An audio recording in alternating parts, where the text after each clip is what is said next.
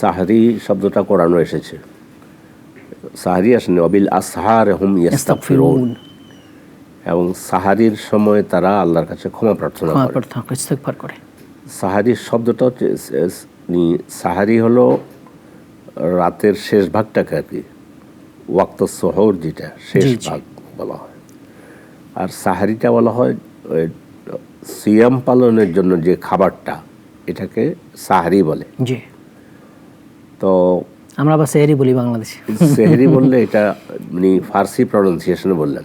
জি, চমৎকার কথা বলেছেন। আমাদের বাংলাদেশের সকল মসজিদের যে ঘড়িগুলো আছে সেই ঘড়িতে কিন্তু নিচে সাহারির সময় ঠিক আছে, বাংলা ঠিক লেখে, কিন্তু আরবিতে লিখতে গিয়ে দেখবেন আপনি আপনার বাসার পাশে যে মসজিদ, সিন হা হা হামজার সাথে যে হা, সাহারি। তো এটা মারাত্মক একটা ভুল।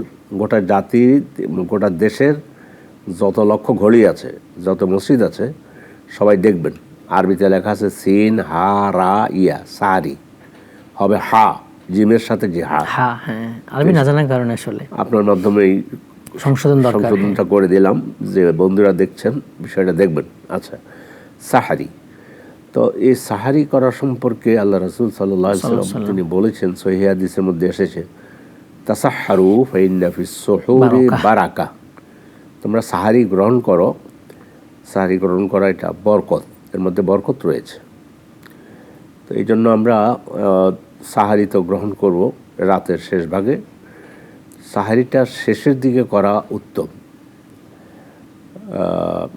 মানে রাতে সাহারির শেষ, তারপর যেন হাদিসে যেটা এসেছে যে সাহারির পরে ফজর উদিত হওয়া বা ফজর মসজিদে ফজরের জন্য যাওয়া, এর মাঝে 50টা আয়াত পড়ার মতো সামান্য সময়। তো এটা আল্লাহ রাসূল বলেছেন, এবং তার রাসূলের উম্মতের এটা একটা বৈশিষ্ট্য, রাতের শেষের দিকে সাহারি করার মধ্যে করা এটা এই ব্যাপারে। কারণ রাসূল বলছে আমরা সাহারি করো, সাহারির মধ্যে বরকত আছে। এই জন্য আমরা সাহারি করব। ওলামায়ে কেরাম বিভিন্নভাবে এটার ব্যাখ্যা দিয়েছেন, ফজিলতটা কোন কোন দিক থেকে। একটা হলো রাসূল যেহেতু বলেছেন এটার মধ্যে বরকত আছে, আমরা সাহারি করব। 2 নম্বরে হলো ইমাম নববী রাহিমাহুল্লাহ, তিনি বলছেন এটার মধ্যে বোঝা যায় যে মুসলিম উম্মাহ কাজগুলো গুছালোভাবে একই সময় সুন্দরভাবে পরিচালিত হচ্ছে, আর রাসূলের সুন্নাহর অনুসরণ করা হচ্ছে। তো এই দিক থেকে আমরা সাহারি রাতের শেষ দিকে করব। শেষ দিকে করার অর্থ এটা নয় যে ফজর উদিত হয়ে গেছে, উদিত হচ্ছে, এই সময় তো আর করা যাবে না, সুবহ আগে সাদেকের আগে। কিন্তু একজন যদি ঈশার নামাজের পরে রাত 10টা 11টা 12টার দিকে খেয়ে নিলে, বলে যে আমি আর সাহারি করব, এটাই আমার সাহারি, এটা হলে মানে সমস্যা হলো কি, সে ঘুমাই গেল, হয়তো বা তার ফজরটাও কাজা হয়ে গেল। তো ফজর কাজা হওয়া মানে কি, তাহলে এই রোজা একটা সিয়াম, সারাদিন এত কষ্ট করে একটা সিয়াম, একটা ফরজ আদায় হলো, আর ফজর সালাত জামাত সহকারে আদায় করা একটা ফরজ, তাহলে এটা থেকে সে হয়ে গেল, ফজরটা হারালো। আর শেষের দিকে করলে হলো কি, আলহামদুলিল্লাহ, এটা এখন আমল প্রায় ঢাকা শহরে বা বিভিন্ন শহরে, গ্রামে গঞ্জে বলতে পারি না এখনো, মানুষ অনেক সময় দেখা যায় যে 1টা 2টা 3টা এদিকে খেয়ে ঘুমাই যায়, ফজর পড়তে পারে না। শহরে এখন মোটামুটি মানুষ একটু সচেতন হয়েছে।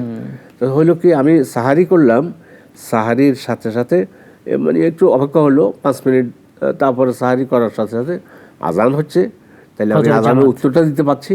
এগুলো ওলামায়ে কেরাম নিয়ে আসছে।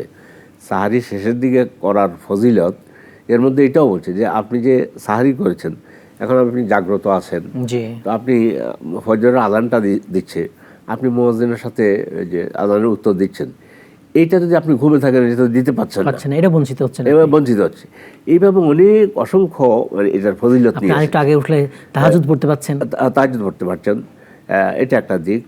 তাকওয়াতুল জিসম, মানে শরীরটা স্বাধীন রোজা রাখবো, যদি শেষের দিকে করতে পারি, তাতে বেশি আমি স্বতঃস্ফূর্ত থাকতে পারবো, এবং খাবারটা আমার শক্তি যোগাবে সারাদিন রোজা রাখতে।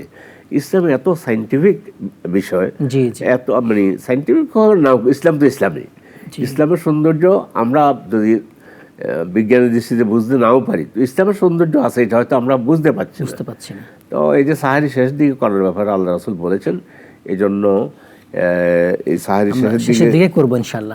এই আমরা সেহের দিকে করার কি আগে করলে সাহারি হয়ে যাবে? সাহারি হয়ে যাবে, এটা মনে রাখতে সাহারি হয়ে যাবে। আরেকটা হলো, গতকালকে একটা টেলিভিশনে প্রশ্ন করেছিল একজন দর্শক যে সাহারি না করলে রোজা হবে কিনা। হবে কিনা? হবে, হবে।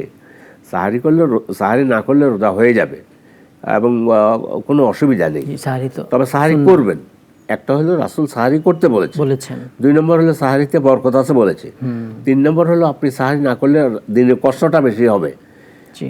আর এমন যদি কোনো মানে একজন দিনদার লোক, ভালো লোক, তিনি নিয়মিত সাহারি করেন, কিন্তু হঠাৎ করে যে কোনো কারণে একদিন সাহারি করতে পারেন নাই, বয়োবৃদ্ধ মানুষ, জি, আমাদের সমাজে বয়োবৃদ্ধ মানুষরা কিন্তু সিয়াম কমই, ওনারা এটা গুরুত্ব সহকারে সিয়াম পালন করেন। এখন বিষয় হচ্ছে, যদি হয়তো পানি খাওয়ার দরকার ছিল অথবা সাহারির আগে ওই যে ওষুধ খাওয়া দরকার ছিল, এই সব কিছু মিলে যদি এমন হয় যে জীবনটা একটা বড় ঝুঁকির মধ্যে পড়ে যাবে, কোনো ব্যক্তি, কোনো অসুস্থ ব্যক্তি বা যে কোনো ব্যক্তি হোক, যে কোনো ব্যক্তি বলবো না, অর্থাৎ সমস্যার কারণে, সাহারি না করার কারণে, ওষুধটা গ্রহণ করতে না পারার কারণে, কথার কথা উনি সাহারির পরে ডায়াবেটিসের ওষুধ গ্রহণ করেন, এগুলো না করার কারণে হঠাৎ দিনের বেলা অবস্থা এমন হয়েছে যে ওনার শরীর খুব খারাপ হয়ে গিয়েছে।